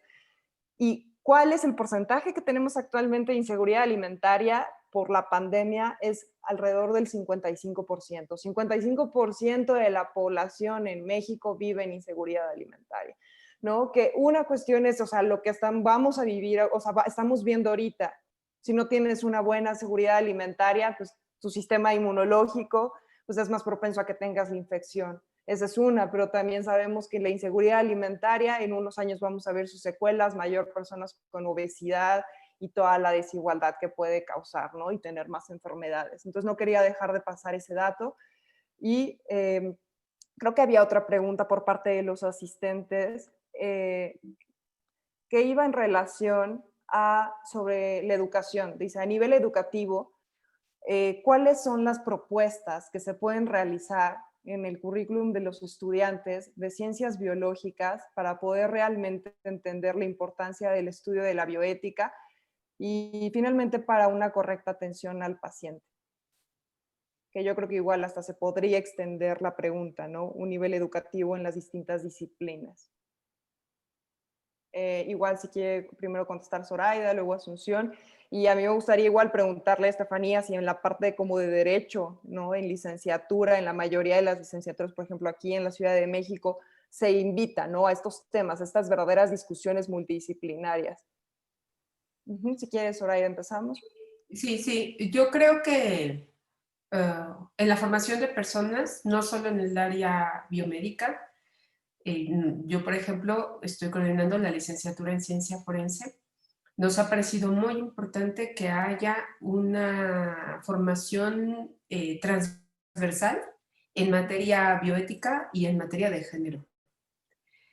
A ver, una de las cosas que se han puesto sobre la mesa de manera muy frecuente y muy reciente es cómo es posible que la investigación forense se realice con perspectiva de género si la investigación forense es científica y se supone que eso es muy objetivo, muy, pues muy ecuánime y no tendría que tocar temas sociales.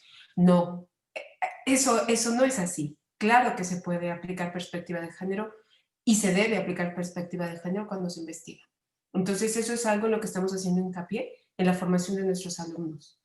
Estas son las generaciones que van a seguir investigando esto que nos está ocurriendo ahora, ¿no? Está exacerbada la violencia contra la mujer, pues se tiene que investigar con perspectiva de género, no se puede seguir clasificando esos hechos como de homicidios y punto, ¿no? O como lesiones y punto. O dejarlas en violencia intrafamiliar cuando eso no era solo violencia intrafamiliar, ¿no? Y ahí ayuda mucho el dictamen pericial. También en la formación de las médicas y los médicos, creo que es muy importante que haya este tratamiento en la formación bioética y en la formación de género.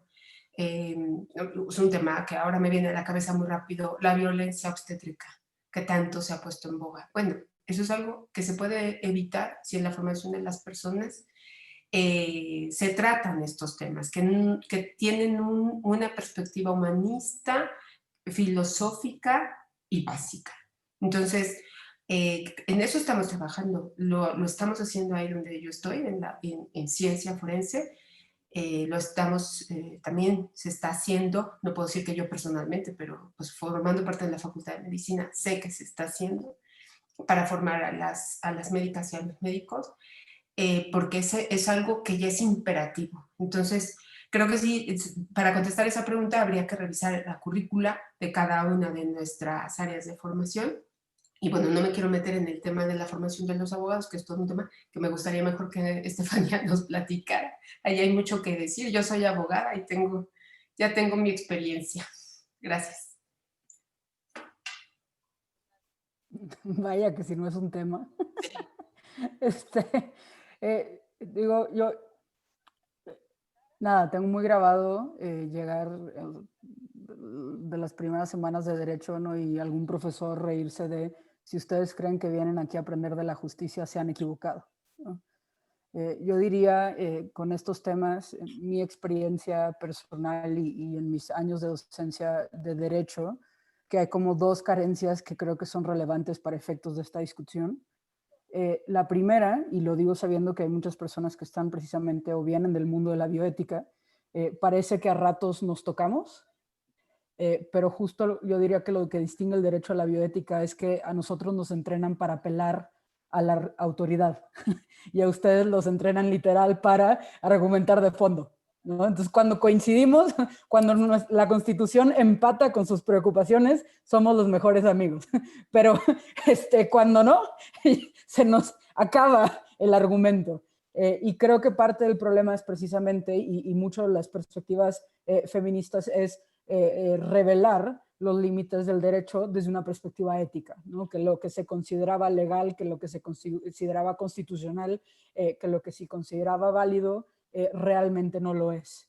Y tenemos mucho problema con ese cambio. Es una disciplina que por décadas, por no decir siglos, ha concebido al derecho como esta cosa ahistórica.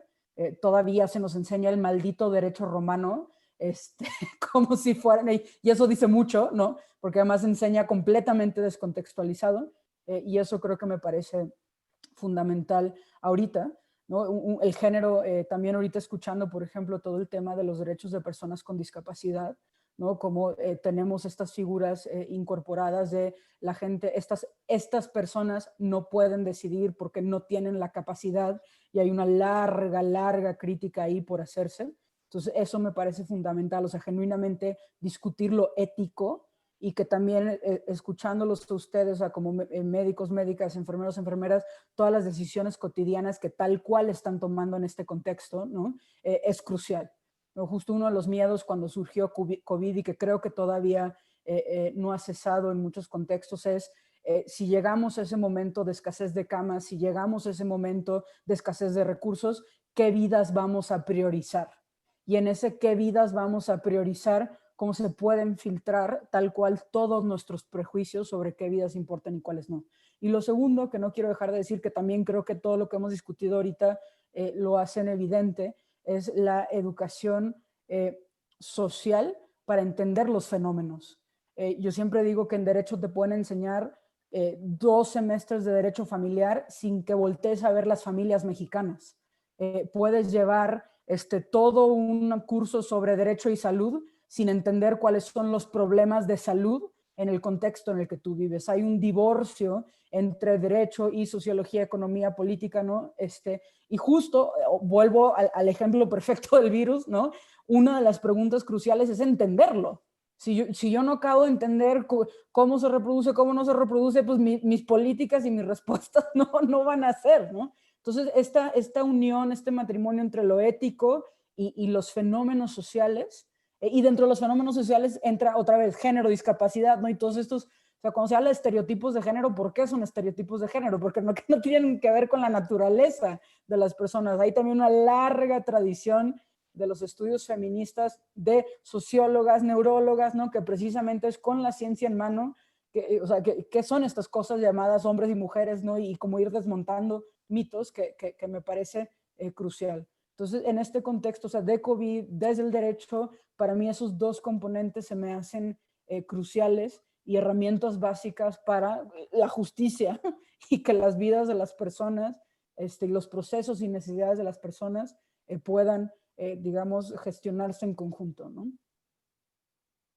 Totalmente de acuerdo. Evidenciaste las deficiencias, pero a la par evidenciaste los puntos donde podemos actuar, ¿no? Para realmente trabajar mejor y poder encontrar mejores soluciones. Entonces, pasaríamos con Asunción para si quieres completar esa respuesta. Yo nada más completaría, porque estoy de Ujú, acuerdo en que hace falta ujú, incluir la bioética, pues, en todas las carreras, ¿no? Pero en el caso de la medicina, también creo que de la psicología, pero especialmente de la medicina, es necesario incluir una reflexión y un trabajo de formación sobre la muerte y cambios en lo que aprenden, en lo que al contrario se transmite, así como Estefanía decía, es que nos enseñan, o sea, llegamos a la carrera y nos dicen esto de que si creemos que vamos a encontrar justicia, a los médicos les dicen que tienen que luchar contra la muerte, ¿no? Que ese es su objetivo, que es absurdo, porque pues obviamente que van a perder siempre.